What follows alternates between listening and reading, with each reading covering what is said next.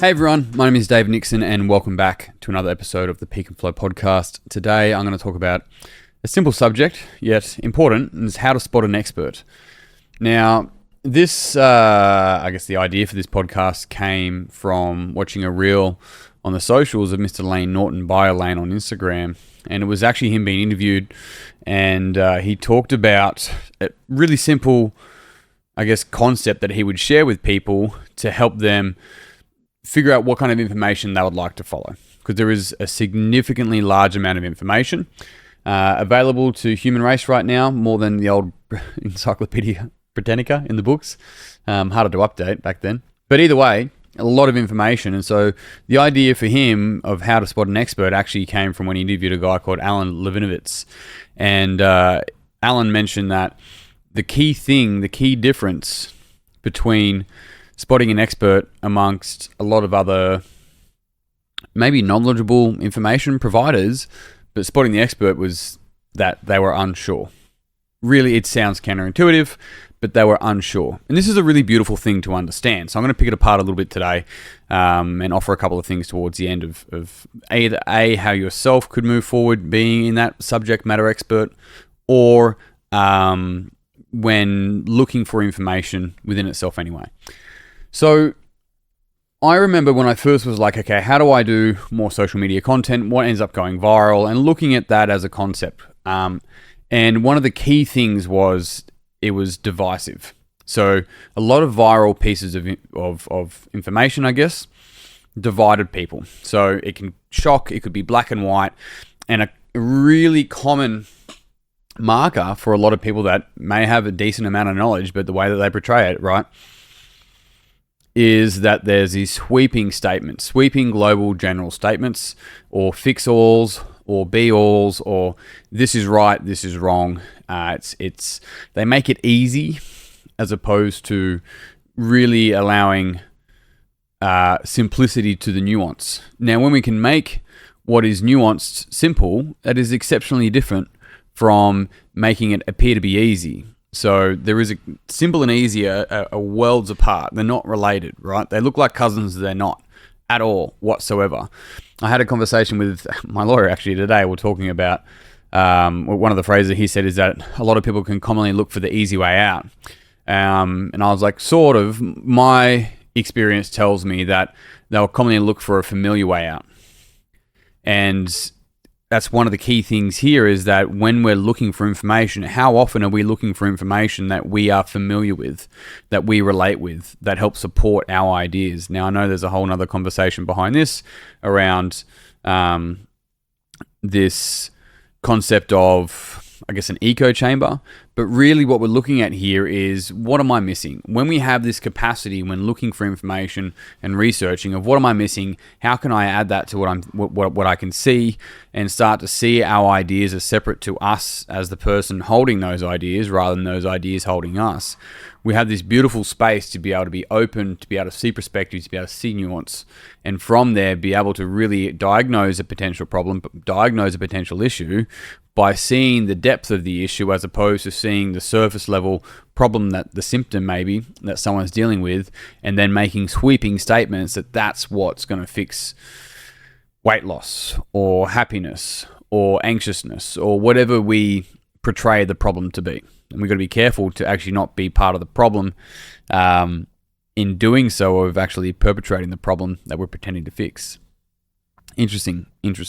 So a couple of key things there is you start to see this sort of divisive language, this black and white, it's sweeping statements. There's a big difference once again between a cult-like figure compared to someone who has raving fans. And it's also really interesting when we start to see this, we go, hang on a sec, what is the fans or the community following a particular, let's call it, thought leader?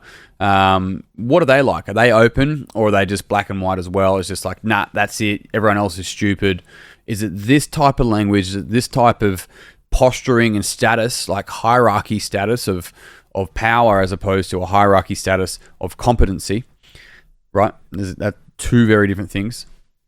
Now, in looking at that, we start to see the opposite. We start to see an expert who may be tentative, who may almost sound unsure. They talk in probabilities.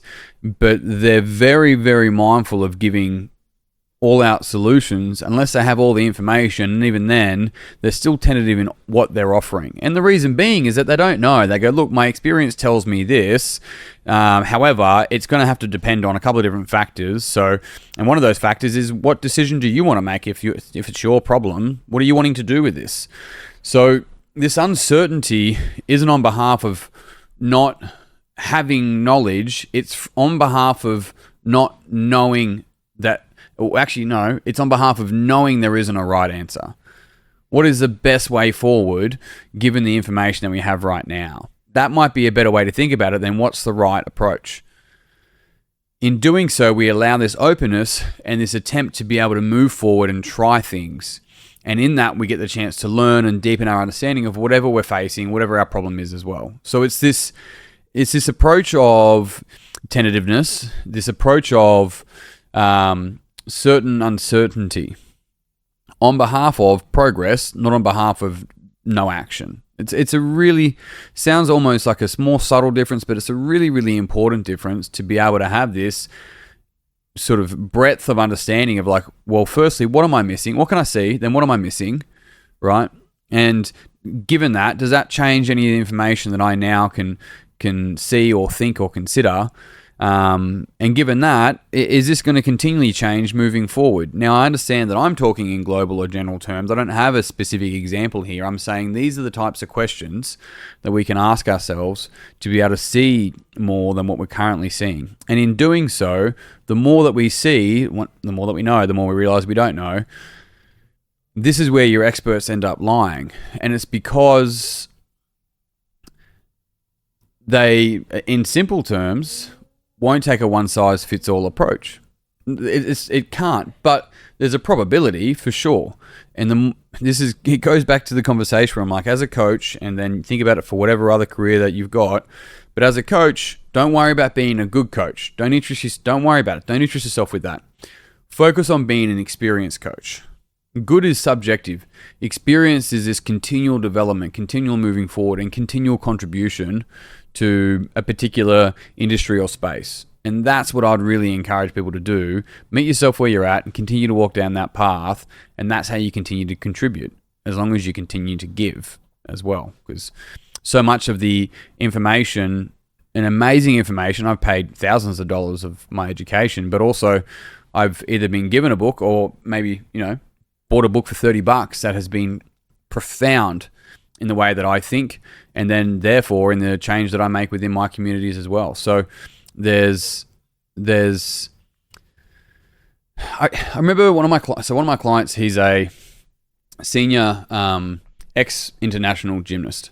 And in the early days of funk, I wanted to learn how to backflip, and he gave me his time. He just gave it to me. He's like, well, there's no point taking this to the grave with me. You may as well have it. You may as well share it. And I remember that because it was this idea of going, if I'm attempting to hoard information, what am I doing that on behalf of? Because when I die, it either goes with me or I've had the chance to share it and other people benefit from it as well.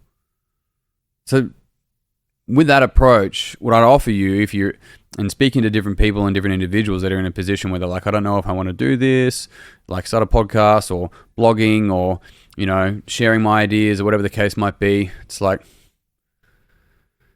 if you've got stuff to share, start sharing. Don't wait till you're the expert. And that's an important thing, because there's the skill of communication that comes from continually communicating, continually writing, continually talking. But there's also, you just got to meet yourself where you're at and then help other people meet themselves where they're at. So there's people that a younger version of me would have suited better to coach and to train that now I wouldn't suit to coach or train.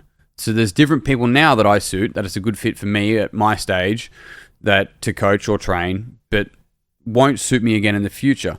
And so I guess in the roundup of this whole subject is going, it is okay not to be an expert and still share, as long as you're on the journey of unfolding as you go through and you share that.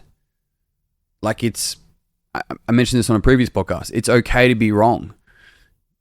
Just admit it. That's really important. And on that note, team, I'm done. Thank you very much for tuning in. If you found this podcast beneficial, it would mean the world to me if you'd pass it on to someone else that you think would also find it beneficial. If you haven't already, you can find out more about our retreats and our events in the show notes, as well as get a copy of my book, Minding Yourself, anywhere online or anywhere that sells books. Otherwise, I'm done. Until next time, peace and pizza. I'll see you soon.